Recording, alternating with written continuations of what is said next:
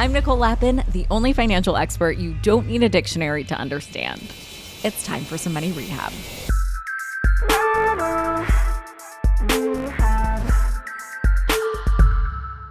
Earlier this week, when I was on Good Morning America, I was in the dressing room right before my segment about the debt ceiling, and I saw a promo for that segment, which leaned really heavily on the doom and gloom. Now, this isn't GMA's fault. This is the pervading feeling around the economy right now. It is stressful, and many of us are facing that anxiety on an individual level, whether it's because of the seemingly never-ending rounds of layoffs, stock market craziness, or just general uncertainty for the future. The current economic situation has many of us worried about money, understandably so. But all of this reminded me of a listener I spoke with last year. Hey, Nicole. My name is Brett, and I live in Tulsa. I lost my job over the course of the pandemic, and I had to move back in with my parents. And every day that passes, I feel like I'm getting more and more anxious. And sometimes the anxiety is so bad that I can't bring myself to look online for job opportunities. And it's just become this vicious cycle. Do you have any advice for dealing with that stress? Brett, first of all, I want to thank you for calling in with this question. I have been getting a lot of DMs from people in this exact same situation. Legit a lot of DMs, not like the fictitious ones I get about my skincare. I do not get those. So I want to let you know that you are legit not alone. And by speaking up about how you're feeling, you're helping so many listeners who are feeling the same way, but are too nervous to say things out loud. It's a founding principle of money rehab. We all have problems, and the first and most important step is admitting that you have that problem. I know anxiety can make it really challenging to take on big projects. So I'm going to give you some simple, low-lift ways to work through your stress. Here are 5 ways to start tackling your financial anxiety today. Number 1, protect yourself from the thief of joy. Always remember that comparison is the thief of joy. It's really easy to look at Instagram and think that someone else has more money than you, and by extension, a better, cooler life because they're on a nice beach vacation while you're tied to the computer, or because they bought an expensive pair of shoes during the lockdown while you were budgeting like crazy. But remember that you can't tell someone else's financial situation on social media, nor should you care. Focus on yourself and stop comparing. Once you put down the phone, you'll feel almost instantly better. Number 2, take the wheel. Anxiety often comes from feeling out of control or lost. The best way to manage those feelings is to be proactive and take action. First, pinpoint what it is you're worried about. Brett, for you, it's finding a new job. For others, it might be planning for retirement, paying off debt, or trying to navigate life insurance. Once you've identified your main source of concern, do some research.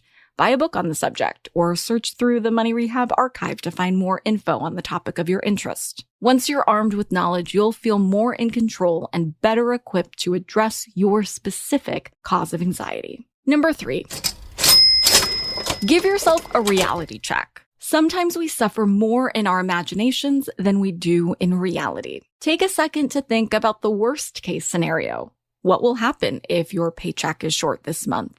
Will your family and friends be there to help? Will you be okay? Can you always find another job? The answer to all of those is yes. Don't let your mind spiral to a point where there's a disconnect between your fears and what might realistically happen. Also remember to deal with issues if and when they come up. There's no use in dizzying yourself over what-if questions. Sometimes you need to take a step back in order to see the way to move forward. Number 4, take small bites. Don't try to tackle all of your financial anxieties at once. If you're anxious about a number of things, pick one to address first. It's easy to feel overwhelmed if you're anxious about, say, how much you've been spending on groceries, whether you'll be laid off, and if your company is doing all right financially. Choose the stressor that's easiest to manage first. Once you've gotten one anxiety under control, you'll feel better to move on to the others. If you try to address it all at once, you'll only end up feeling more overwhelmed and unsure of where to begin. And remember, not everything has to be dealt with right away. It's okay to take a little time. Number 5,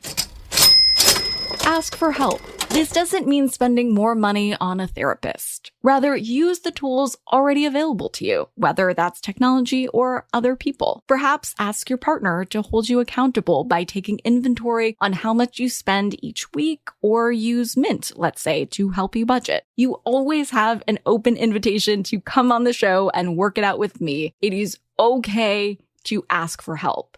Sometimes anxieties worsen when we feel like we're dealing with them alone. Even just talking to a friend about your anxieties can really put your mind at ease. Everyone deals with financial anxiety at some point. Remember that you are not the only one dealing with this, and that there are resources out there to help. Find whatever it is that works for you. And it might be a mix of things. Now, I know this might be a difficult last pill to swallow, but a little anxiety is good. It keeps us from overspending and impulse buying. There's a scientific theory that humans evolved feelings of anxiety to act as a stopgap on making dangerous decisions. Like for our caveman ancestors, those who were anxious about the lions did much better than the caveman who wanted to play with them.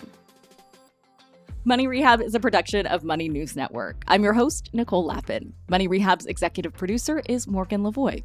Our researcher is Emily Holmes.